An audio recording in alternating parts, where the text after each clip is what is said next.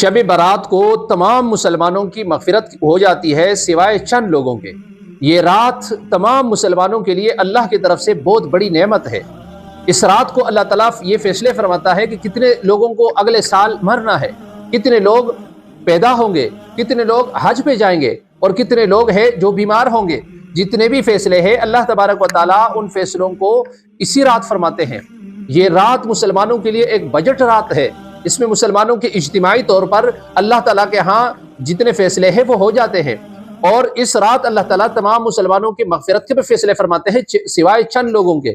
ان لوگوں میں سے جو پہلا شخص ہے جس کی مغفرت نہیں ہوتی ہے، وہ شخص ہے مشرک، جو اللہ تبارک و تعالیٰ کے ساتھ کسی کو شریک ٹھہرائے، تو اللہ تعالیٰ اس انسان کی مغفرت اس رات کو نہیں کریں گے، اور اس کے علاوہ جتنے بھی لوگ ہیں ان سب کی مغفرت ہوگی۔ اسی طرح دوسرے نمبر وہ شخص جس کے دل میں کینہ ہو، بغض ہو، حسد ہو، تو اس شخص کو اللہ تبارک و تعالیٰ معاف نہیں کرے گا، اور اس کے علاوہ جتنے لوگ ہیں ان کو اللہ تعالیٰ معاف فرمائے گا۔ تیسرے نمبر پہ وہ شخص جو والدین کا نافرمان ہے، دونوں کا یا ایک کا، لیکن اگر کوئی شخص اپنے ماں باپ کا نافرمان ہے تو اللہ تبارک و تعالیٰ اس رات اس شخص کے مغفرت کے فیصلے نہیں فرمائیں گے۔ اور چوتھے نمبر پہ فرمایا کہ جو شخص رشتہ داروں سے تعلق توڑنے والا ہے، قطع رحمی کرنے والا ہے، تو اللہ تبارک و تعالیٰ اس رات کو اس شخص کی مغفرت نہیں فرمائے گا۔ اور اسی طرح فرمایا کہ جو شراب پینے والا ہے، نشہ کرنے والا ہے، عادی نشہ کرنے والا شخص، اس کی مغفرت اس رات کو نہیں ہوگی، اور اس کے علاوہ جتنے بھی لوگ ہیں سب کی مغفرت ہو جائے گی۔ اسی طرح جو قاتل ہے، ناحق کسی نے قتل کیا،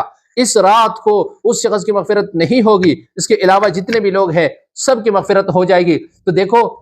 یہ چند قسم کے لوگ ہیں۔ ہم آج سے سوچے کہ کیا میں ان لوگوں میں تو نہیں ہوں کہ میری مغفرت نہ ہو، تمام مسلمانوں کی مغفرت ہو، اور قاتل ہونے کی وجہ سے میری مغفرت نہ ہو،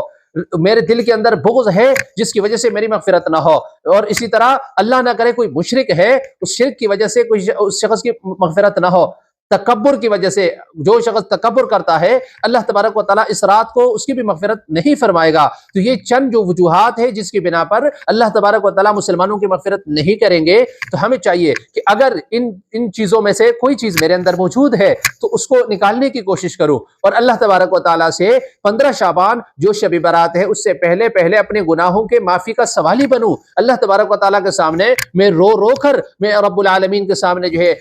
یہ تمام کی تمام چیزیں رکھوں، اپنے گناہوں کا ذکر اللہ کے سامنے کروں، اپنے تمام کوتاہیاں اللہ کے سامنے رکھوں، اور گڑ گڑا کر اللہ تعالیٰ سے معافی مانگوں، تو انشاءاللہ میرا رب رحیم ہے، وہ کریم ہے، وہ ستار ہے، وہ تو پردہ ڈالنے والا ہے، وہ تو بہانہ ڈھونڈتا ہے کہ کوئی شخص آئے اور میں اسے معاف کر دوں۔ لہٰذا ہمیں بھی چاہیے کہ اپنے گناہوں کے معافی کے سوالی بنے، اللہ تعالیٰ سے گناہوں کے لیے جو ہے